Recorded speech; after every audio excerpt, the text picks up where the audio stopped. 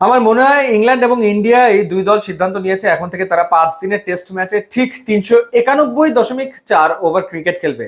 না হলে পরপর দুটো টেস্ট সিরিজের কেমন করে 391.4 ওভারে শেষ হয়।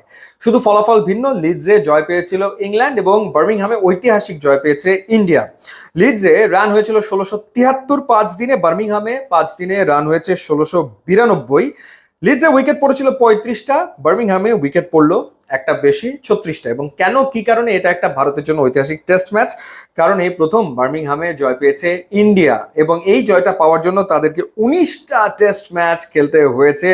অবশেষে জয়ের দেখা পেলেন শুভমান গিল এবং জয়ের যে মার্জিন 336 রানের ব্যবধানে এই টেস্ট ম্যাচ জিতেছে ইন্ডিয়া, সেটা বিদেশের মাটিতে ইন্ডিয়ার সবচেয়ে বড় জয় রানের বিচারে।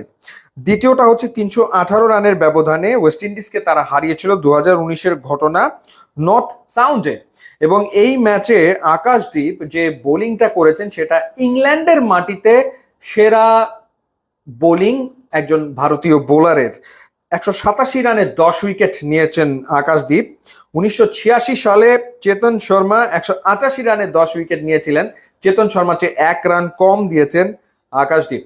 টেস্ট ম্যাচ মূলত এটা শুভমান গিলের, কারণ 430 রান তিনি করেছেন এই ম্যাচে। 269 করেছেন ফার্স্ট ইনিংসে, 161 করেছেন সেকেন্ড ইনিংসে। এবং আরো একটা রেকর্ড হয়েছে, যেটা হলো যে ইয়াংগেস্ট ক্যাপ্টেন শুভমান গিল যিনি বিদেশের মাটিতে টেস্ট জিতলেন। এবং তিনি পেছনে ফেলে দিয়েছেন সুনীল গাভাস্কারকে। 26 বছর 202 দিনে সুনীল গাভাস্কার টেস্ট জিতেছিলেন, 25 বছর 301 দিনে শুভমান গিল বিদেশের মাটিতে টেস্ট জিতলেন। এবং আরো একটা ইন্টারেস্টিং ঘটনা হচ্ছে যে ইংল্যান্ডের ফার্স্ট ইনিংসে টোটাল শূন্যর সংখ্যা ছিল 6 জন ডাক শূন্যতে আউট হয়েছে, তারপরেও ইংল্যান্ড 407 রান করেছে।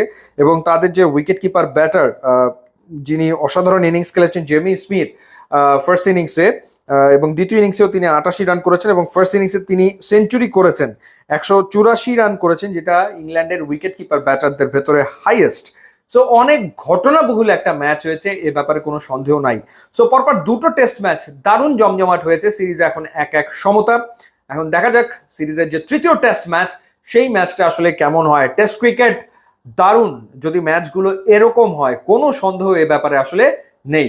ইউটিউব এবং ইনস্টাগ্রাম লিঙ্ক দেওয়া আছে, আপনারা যদি যোগ দেন তাহলে খুবই খুশি হব। And thanks for watching.